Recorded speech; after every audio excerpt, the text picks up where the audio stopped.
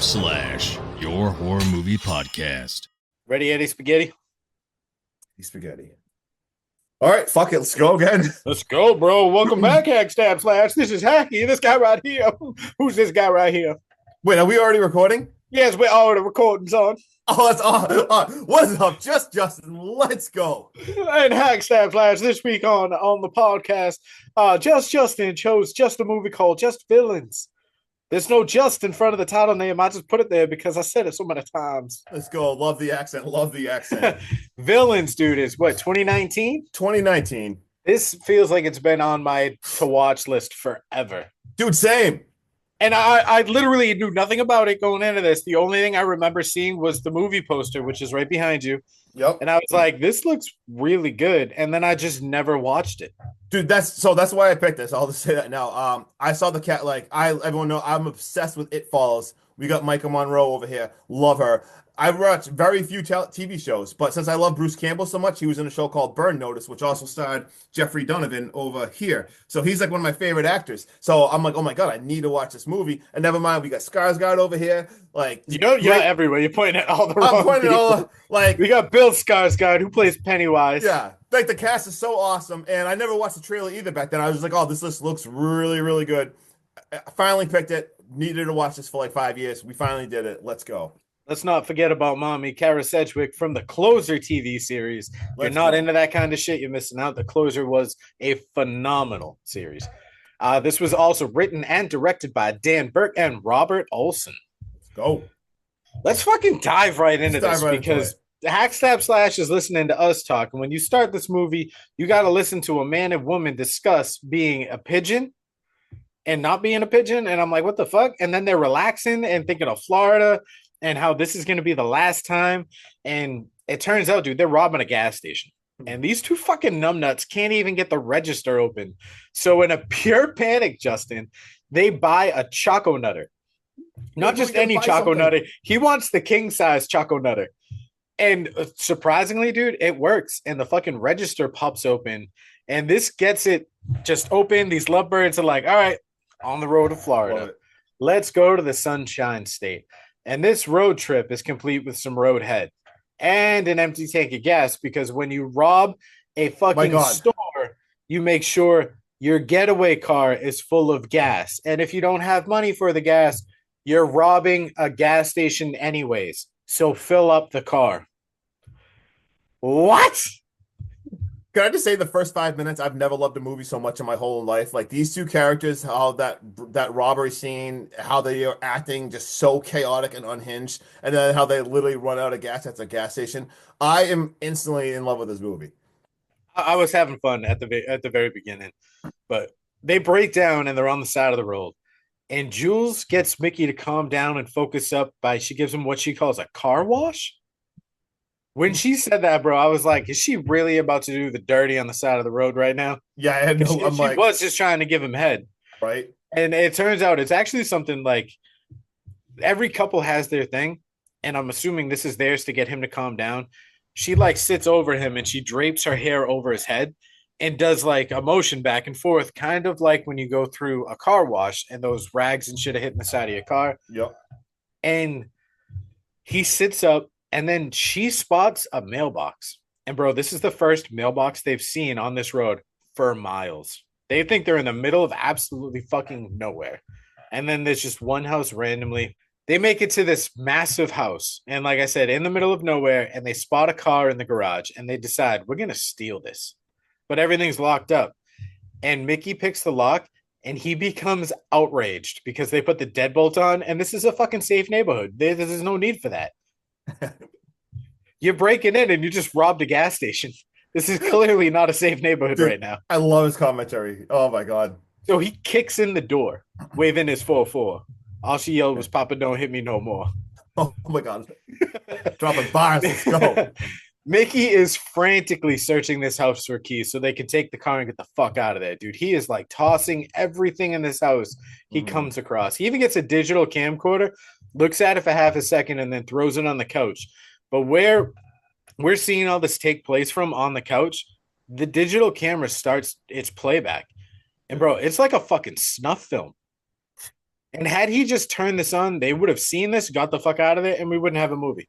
Oh, End of man. story. And Jules, on the other hand, bro, she is something different because she's just making herself at home. She goes to grab some food, but the fruit is fake.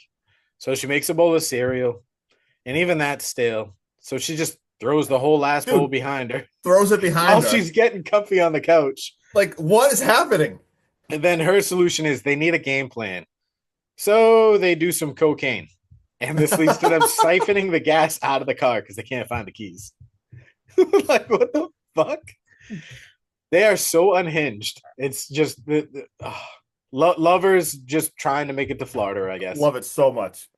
They're in the basement and they're making their way through everything. And Mickey classifies them as hoarders because of all this random shit.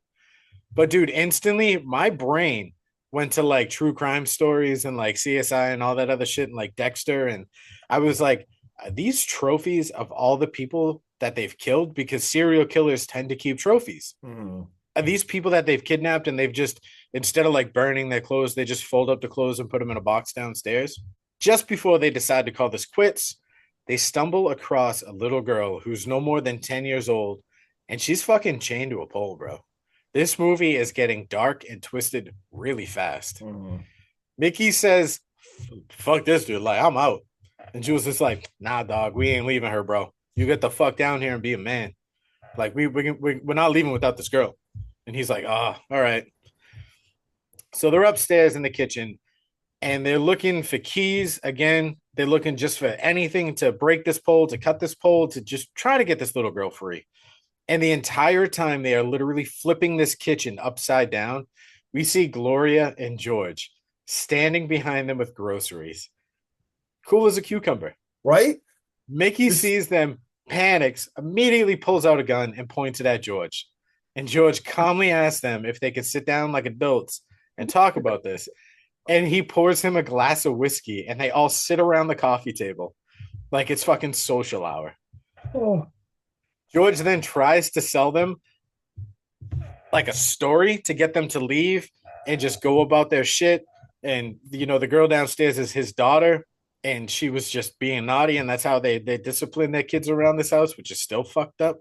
I was gonna say that's still pretty messed up. But dude, they aren't buying it. And I thought this back and forth for him selling the story. He was like, you know, you guys got, you know, rundown clothes, you're sporadic, you look strung out. And he's like, yeah. Well, he's like, you guys clearly have a lot of money. You very well can. But what kind of fucking TV is that? I was like, who calls out the TV? Yeah, I love the scene. Loved it. But like I said, dude, they aren't buying it. And they demand that this little girl gets set free. So George complies. They go downstairs and he unlocks her. And this little girl is so traumatized that she doesn't even budge. She does not want to leave. Mickey walks over and he puts his hand on her shoulder and he's trying to talk her into coming with him. And as he turns around to look at them, dude, she fucking bites his hand, causing him to drop his guard for like a split second. And this gives George enough time to grab the gun and knock him the fuck out. Damn it. Worst mistake of your life, boy, because now you woke up in a true nightmare. And it is a very awkward nightmare full of burlesque scenes from Gloria. I was like, what is very happening? Clear, bro, she's very clearly planning on raping this man and trying to get herself pregnant. She's taken back by Mickey not having a heart on. So she chokes him out. And she almost chokes him unconscious, but stopping just in time for her to storm off like some sort of child. Messed up. Oh, dude, our quiet child is now downstairs playing horses. Jules is trying her best to get through to her by sharing a story with her about playing horses. Jules tells her, she's like, you know, when I was about 10, every Saturday, she's like, I would play with this horse. And me and my sister Winnie, we would fight over it because that's what sisters do. She's like, until one Saturday morning, I broke it. So I ran around the house to try to find mom and daddy to fix it. Only she couldn't find them, dude. They were gone. She's like, I checked the kitchen. They weren't there. I checked the bed. They weren't there. Nothing. So they did what any kid would do in this situation, which I'm assuming happens more often than not with these kids, because she's like, we just sat down to wait for them to get home. So we sat down and we ate cereal and we watched Saturday morning cartoons all day. But this went on for about a week. And then they ran out of cereal. And dude, my heart fucking broke for Jules. Yep. I was like, that is such a poor way to have to live a childhood. Thankfully, like we don't get much of the story after that, but it makes you feel for her. We go back upstairs now. Mickey decides it's a good idea to flirt with Gloria. And this is at this point, dude, this is self-preservation. And Gloria starts showing him old photos. She shares pictures of Ethan, her son. And she even tells Mickey that Ethan is currently asleep in the crib. And you could see him go, "What the fuck? These pictures are old. Old. Like, if that's your toddler then who the fuck is in that crib?" Right? You could just see it in his eyes, dude. She also shows him a picture of her and George. And she's like, "This is the last picture we took before they ran away to start their lives and were happily ever after." She's like, "This is the last picture we took of my daddy's house." And if you look closely at this picture, you can see a dead man in the background on a bed laying face down. Yeah, covered in blood. Yeah, no. Mickey starts flirting with her to the point where he convinces Gloria he's ready to make some sweet, sweet love. And he can't wait to start calling her mommy. Things get real hot and heavy. And then Mickey starts going, "I need to be uncuffed. I want to touch you, Gloria." Like he's laying it on fucking thick. And she complies. And the second Mickey's hands are free so he can touch her, oh boy, does he start touching her, Justin. In the form of throwing her ass to the ground and fucking running away. Get off me, bitch! Dude, just before he can get out the front door, George shoots at him, tells him he ain't going nowhere, and doesn't like that he's becoming a nuisance, and pops him in the leg. Just dead ass just shoots this dude in the leg. Yep. No. No fucks given. Guy's a psychopath. Mickey's now cuffed up in the basement as well. Jules asks what George did to him, and asks George, like, what you do to Mickey? Like, what'd you do to my boyfriend? Dude, and he goes, "What are you, blind? I shot him." I actually laughed out loud at that. Dude, I love, like, oh my God, give me more Jeffrey Donovan in horror movies. Oh, I love it so much, dude. But once George goes back upstairs, Jules asks Mickey if he can pick the cuffs. Their car is now also like in a separate scene. We see it getting towed away. So this is kind of raising red flags to the outside world of this car was just used in a robbery. This should alert the police. This should bring attention to this area. Yep. So this gives you the internal feeling of time is running out for this shit to like really happen. Right. Jules and Mickey now talk about how they're going to start like a seashell or a sea glass and a stone business. And once they get to Florida and all this other shit. And Jules is still trying to get her tongue ring out because Mickey's like, "I can pick these locks. I just need your tongue ring." The whole reason why like this thing pops up is because she does this thing where she like rubs her tongue ring across her teeth. And he does it in the beginning of the movie too. He's like, "You need to stop. You're going to ruin your fucking enamel." And he's like, "Wait." He's like, "Get your tongue ring out." She cannot get this tongue ring out, Justin. And we have to talk about this. She can't do it on her own. So Mickey tells Jules, he's like, "You're going to have to turn around. And I can reach it and I can bite it." And she goes, "Y'all not ripping my tongue ring out." And he goes, "I'm going to have to rip your tongue ring out." He clamps onto this shit for Justin to tell us why he's making that face right now. Oh, God, dude, I actually cringed so bad at the scene. Like, he literally bites onto my tongue ring and, like, pulls it out. He does it. And, like, you see her, like trying not to scream. And of course, like, so he's got it in his mouth. She's obviously going to be bleeding in her mouth. But all of a sudden, so interrupted. Who's hungry? Friggin' George comes in for feeding time. He's got like pasta salad. Yeah, I literally wrote, "Was this broccoli Alfredo or something?" Because he like literally comes downstairs. He's like, "Oh yeah, let's go." He like tries to feed them, and they're like, "No, like hell no." And then he's just like, "Okay," and like leaves. And dude, does he go over to George? Doesn't George go over to Jules? And he's like, "How about y'all? You want some broccoli?" Yeah. You eat some vegetables? You want some broccoli? And she's just like, "No." And then like he leaves and you see her like spit out like a bunch of blood and like you see like, but it works. I mean, he ends up picking Jules' lock, so she's free. So let's friggin' go. So now she is going to try to do it to Mickey's cuffs. But unfortunately, it friggin' breaks in Mickey's cuffs. So it does not work. So, but at least we got one of them free. Jules is free. And now she's just like, "All right, well, how the hell am I going to get out of here?" And we got the little mystery girl now. She actually helps. She actually points over to the friggin' laundry chute. So let's fucking go, Jules. She ninja warriors her way up the thing. She stops and looks and spies on them for a little bit. And she actually goes all the way up to Ethan's room. And Ethan is the son Well, she looks into the crib. The son. Well, the son is not really a son. The He's son a is a fucking porcelain doll. porcelain What? doll. And as this happens, Gloria hears something, so she comes out to check on her son, Ethan, the porcelain doll. So Jules, she hides in the closet. And there is some tense moments right now, like as like Gloria moving around. But George goes down to the basement now, and he's just like, "Oh shit, where is she? Where is she?" Starts like hitting Mickey and everything. And we see Gloria checking around, walking around with Ethan to the doll. And we see George is freaking pissed. He's like getting ready to like cut Mickey's ear. Like before he does that, he's like, "Hey, look, we have a meetup spot. She's not going to the cops yet." He's like, "Only if I don't show up will we have to go to the cops. So you got to let me go. Like we don't want the cops. So like let me go. Like this is fine." And like George is like, "Oh shit. All right. Well, this is actually making sense. Like whatever. Like we'll let this go. Like we're all bad people here. Like let's just go." So Bad people doing bad things. yeah, with we're bad all people we're all that make pieces of bad shit. choices. So let's go. It all crosses each other out. So he's marching Mickey out to the door. So he is almost all clear. He gets to the door with the gun because remember, Jules, like, they don't know where Jules is right now. So, like, he really thinks Jules got out. So they're pointing the gun at Mickey. They're letting him out.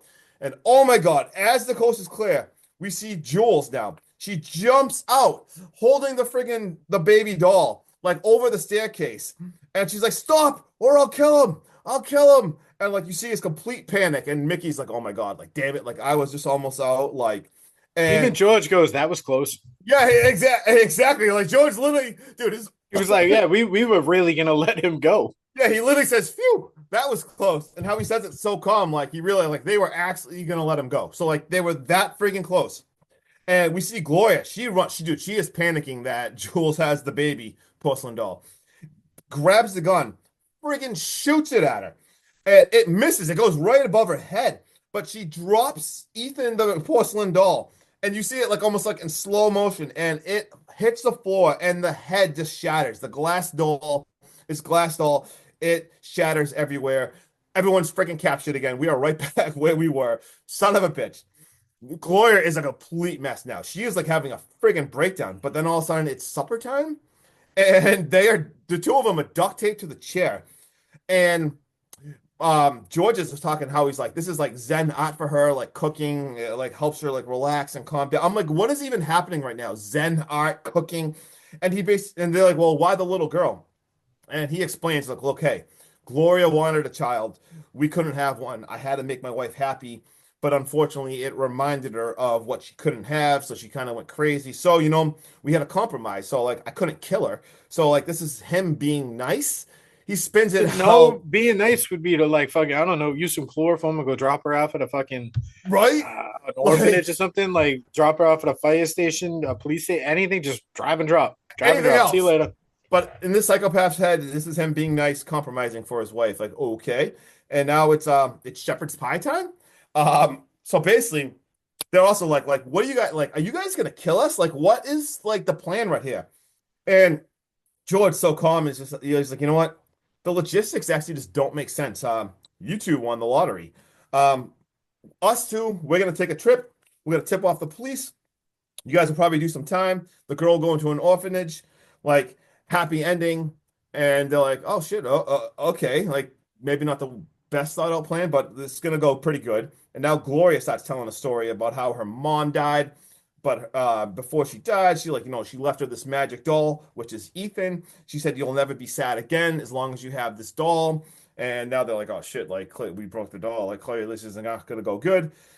And then we see like they kind of like Mickey and Jules acting a little odd. They like look like they're feeling a little wonky. And you see Mickey kind of being like, "What is this? What is this?" Talking about the food. And he's like, "Oh," George is like, "Oh, that's a drug overdose."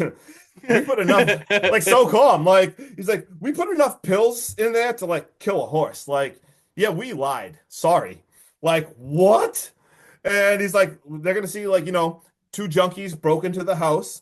And as this happens, we hear like a doorbell, and they kind of look at each other. They're like, "What?" And George grabs the gun. He's got it behind his back. He goes and opens the door, and it is a police officer now. And you can tell this is tense as fuck. Like the cop is just like, "Hey, we found a broken down car down here, and there's actually a robbery down the street at the gas station. Like, you guys good? Like, just have you seen anyone? Like, you're the only house around and stuff." He's like, "I'm just trying to check around," and he's like, "Oh yep, good, nothing to see here. Just no, we're good." And he like pretty much like goes to close the door, just like get rid of this guy right away. But remember, the door's fucked up from the broken and everything, like from when they broke in. So he like can't shut the door. And the cops like sees that. He's like, what happened there? He's like, "Oh, we were just like we were moving furniture and everything." And he's like, "Well, can I come in?" And you still see like he's got the gun behind his back. He's like, "Let me come in and look around some stuff." And he's like, "Oh yeah, of course." And he kind of says like, "Hey, Gloria, we have a guest." Cop comes in, he's looking around and everything, and you see like he walks into the kitchen and everything, and he sees all the food and everything, and he's like, "That's a lot of food like for yourself." And she's like, "Yeah, we had a bunch of leftovers. We're just trying to eat it all and everything." And you see George like, "Where are all the bodies?" And she's like, "I moved the bodies to the gym. I moved the bodies to the gym." Let the bodies to the gym. Yeah, Let the right? bodies to the gym. And as we see now, the cop goes into the basement, and he's like looking around the basement with a flashlight because the light doesn't work and everything. And we see freaking George like aiming towards his head, like he's gonna. He's ready to pop off. He is ready to shoot. Like this is gonna start getting crazy. He almost shoots him, bro. The cop gets a radio call and everything, and he has to leave. So the cop's like, "All right, well, I gotta go. Like, you guys have a nice afternoon." And we see the gym now. We fly to their little workout room they have in the house, and we see like Jules, like she like comes to, like snaps to it, and she's like she's fucked up because I mean she just took all those drugs and everything. She's like crawling. So what do you do when you're that fucked up Right? and your So what body does is he do? just numb? They see the bag. They see the bag. So thank God, the only thing like she runs over and she grabs some coke and she snorts a line. And whew, she is amped, like, "Let's go." And she runs over to Mickey. Mickey's still out of it. And she like literally pours the coke like into his nose and like pushing into his nose and like makes him freaking snort it. She And like holds her hand over his mouth so he has to breathe so through he his has nose. to like snort it in. And boom, woo, it works. Let's go. He's awake, but all of a sudden, they go up there to check on him and they are gone. Like, and they're like basically, "All right, we have a plan. We have a plan. Let's go." And we see outside, all of a sudden, like George is pissed. He's like, you should have like watched them. This is ridiculous." And George and Gloria now they're panicking, so they run outside and they see a boot in the yard, which smartly, really smart, they took Mickey's boot and they chucked it out the friggin' window. So they see that like, "Oh my God, like they're gone." But they actually stayed inside, and we see they grab the keys, they run to the basement, and they are going to free the girl. Let's friggin' go. And now we flash back to Gloria and George, and Gloria is like pissed at George. She's like, "You know what? Like, don't yell. Like, why did you talk to me like that? Why did you talk to me that like that?" And George apologizes and everything, and she's like, "Let's just forget about them. Like, remember, it's just like, what about us two? Like, let's go. It's gonna like the two of us. Let's go back and everything, and like, let's go." And George is like, "Okay." Like, so they're having a special moment. They're like, "All right, we'll do this. Let's go. We'll go."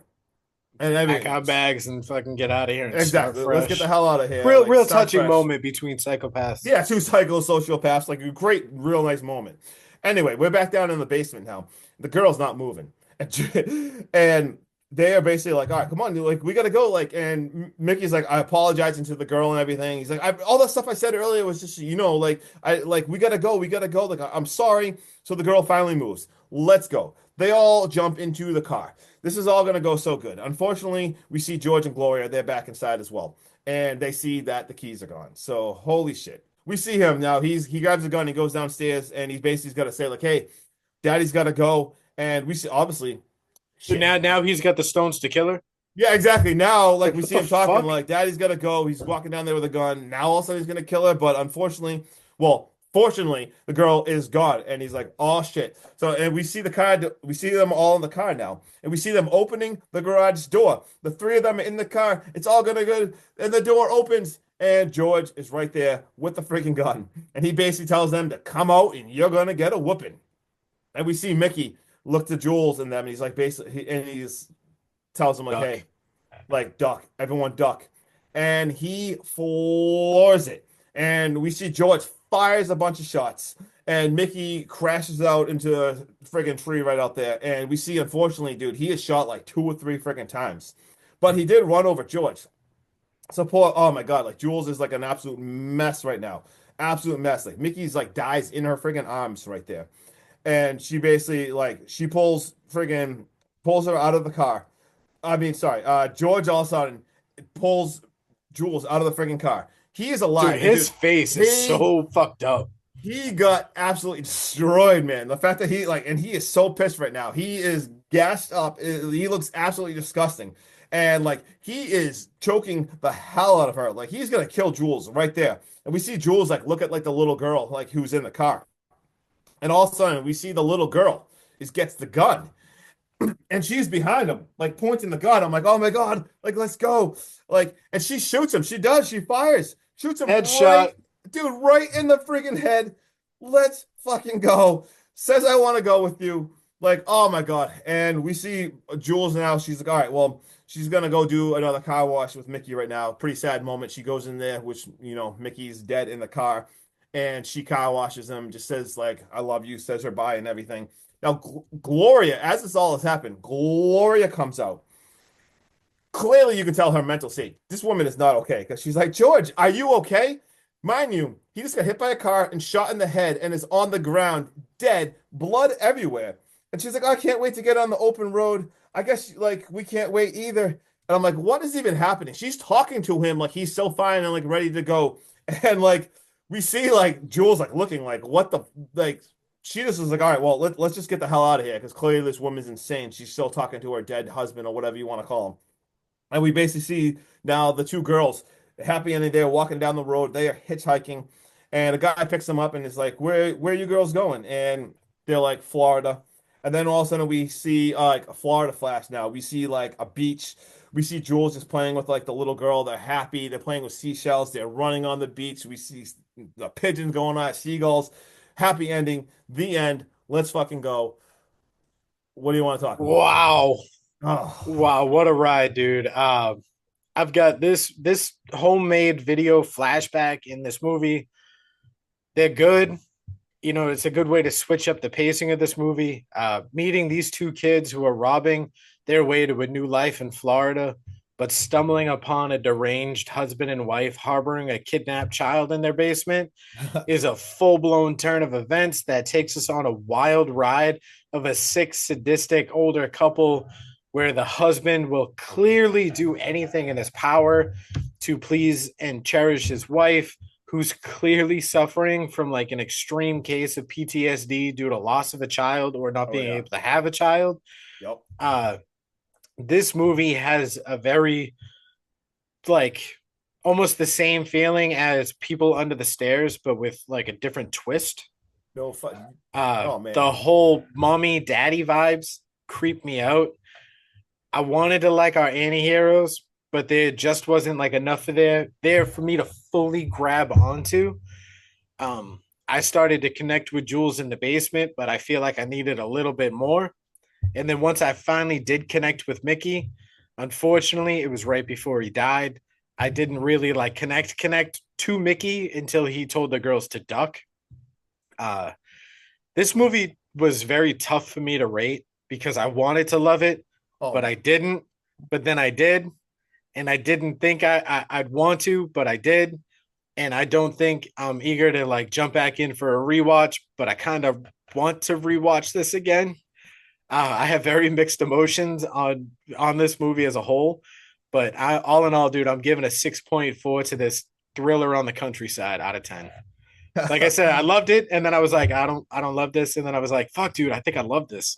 Like I was very, very mixed emotions because the acting was stellar throughout this movie, dude. But I think the storyline just kind of like had me going like, can we get a little more or something? Or oh man, all right. I need to talk. Like me and you don't talk about how we feel about movies after.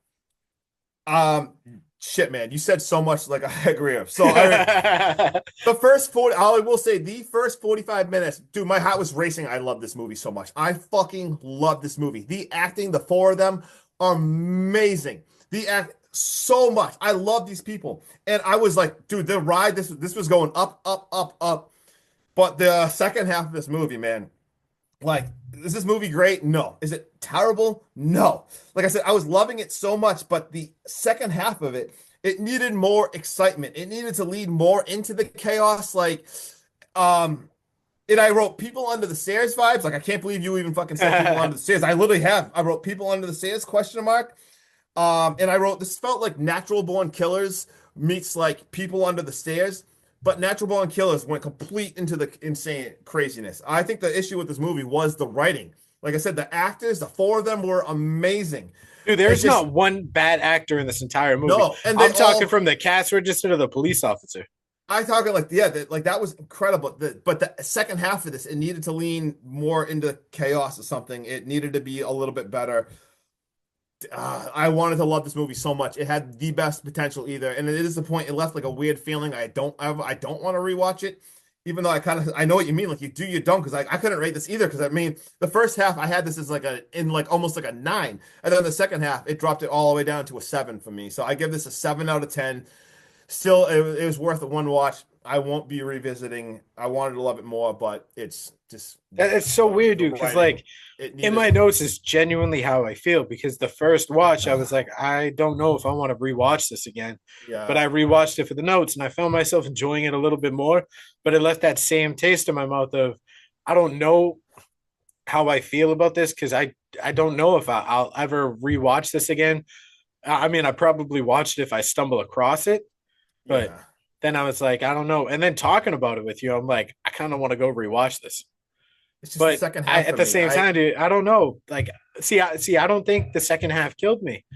I think I needed more of Jules's backstory. I think I needed something to connect to with with the boyfriend. I don't know. I feel like I just needed a little bit more from each character.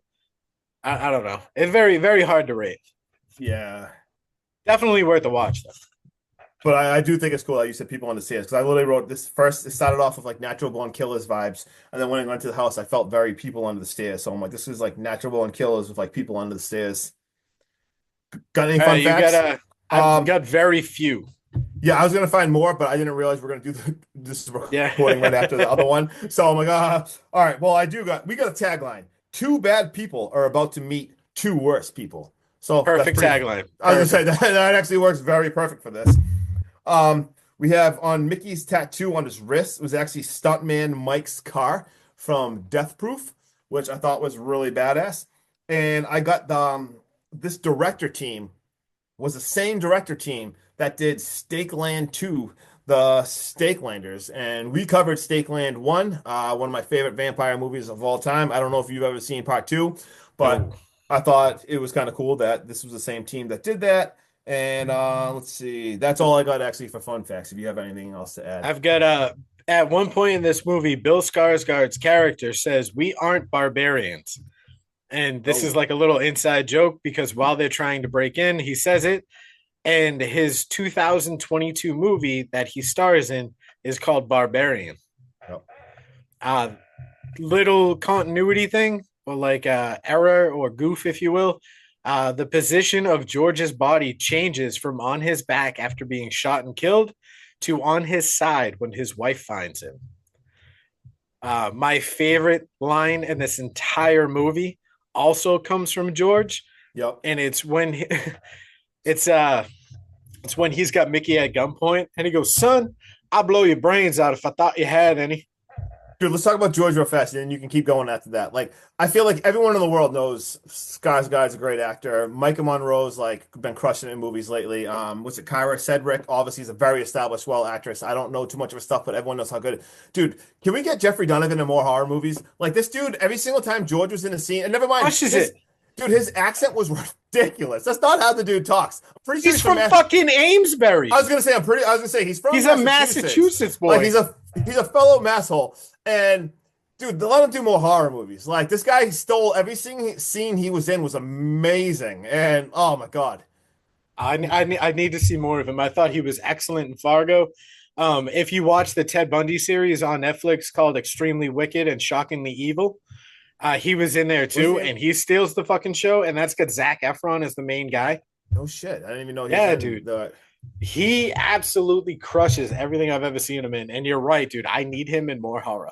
Yeah, I know he was in he was in Blair Witch Project 2, the second one. Yeah. I don't know, Book of Shadows. I haven't seen it, but I'm pretty sure if I watch it, he's going to be the only guy I like in the movie. It'll be the only person you like in that whole movie. 100%.